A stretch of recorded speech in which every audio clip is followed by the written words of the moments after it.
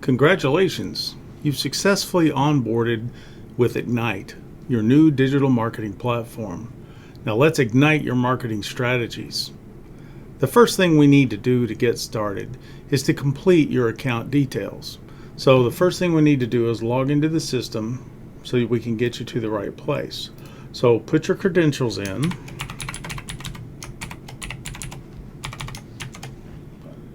And get logged in. The first screen you're going to be presented with is the dashboard. We'll definitely come back to this later and go over it in a separate video. Right now we're just going to go over the basic steps to get you started. Okay, so the first thing we're going to do is we're going to come down to the command bar, this purple bar on the side, and we're going to go to the settings section. We'll click that. All right, so what we're going to go over is the account settings form here, and real quickly so you can get all this set up and get rolling. So come up and click the account settings button, and the form will open up so that you can now make changes to it. Most of this information may already be populated if you filled it in during the onboarding process. If you did not, then go ahead and take the time to add everything in here that it's asking for. Even though it's not required, it is beneficial to you so that you can, the system can contact you and send you emails and things like that as you're operating the system. So email address is obviously important. That needs to be a legitimate address that you have access to. Your phone number is optional, but if you want the system to send you SMS text messages for alerts and things like that, you will need to have your real cell phone number in there. Your first and last name, the address is not required, but you may as well go ahead and put it in there just to kind of keep everything complete. Now, password management, let's talk about that. To be able to change your password, you have to know your existing password. So you would put your existing password in here and then put in what you want the new password to be. And of course, there are password complexity requirements. Must have a minimum of 6 characters, at least 1 number, 1 capital letter, and 1 special character, at least 1 of each of those. So let's do this. I'm not going to change my password right now just because I like it and I can remember it. All right, and again, down here you're going to select your preferred language.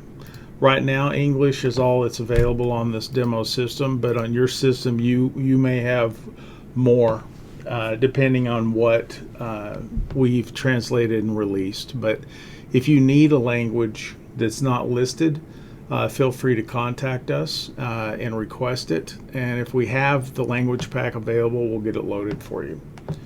All right, so once you've made your changes, you're going to come up here and you're going to click the save button, and because I know I did my password wrong, I'm expecting it to cause an error. So it's going to walk you through if any field has a problem. It's going to tell you what's wrong with it. Now, one thing about the password fields, if you leave them all blank, they're not enforced. Okay, so you would only use these fields in the password management section if you're going to change your password. If you're not trying to change a password, just leave them blank and everything will be fine. So now I should be able to click save and it saved the record. Okay, you can tell it saved it because it closed the form. It's no longer in its editable state. So let's go back into it and talk about one more thing, and that is your profile picture. You have the ability to upload an image that will be used anywhere that you are represented in the system.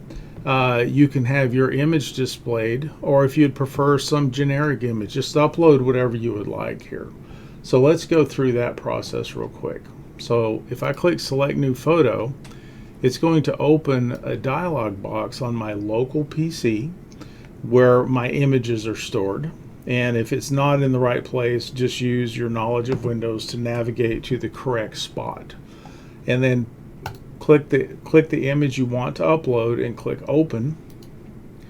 And if you'll notice that it has not changed yet because it has not uploaded the photo yet.